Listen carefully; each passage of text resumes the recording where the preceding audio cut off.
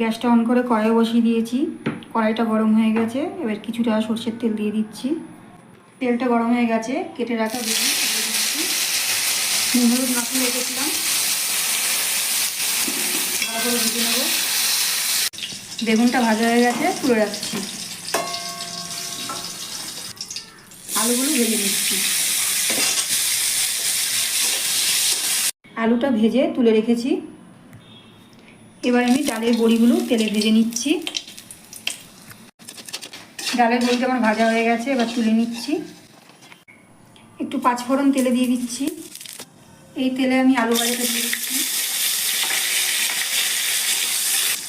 পেঁয়াজ কলিটা দিয়ে দিচ্ছি।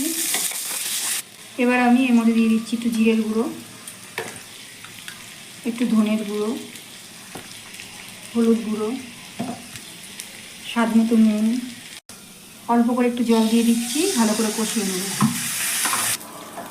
ভাজা বেগুনগুলো দিয়ে দিচ্ছি, ডালের বড়িগুলো দিয়ে দিচ্ছি। এবার আমি ভালো করে নামিয়ে নেব। কষানো হয়ে গেছে, এবার আমি এর মধ্যে অল্প করে জল দিয়ে দেবো। খুব বেশি জল দেবো না, এটা মাখা মাখা করবো। এটা একটু ঢেকে দেবো। এটা আমার ফুটে গেছে। আমার নিরামিষ তরকারিটা হয়ে গেছে, এবার আমি নামিয়ে নেব।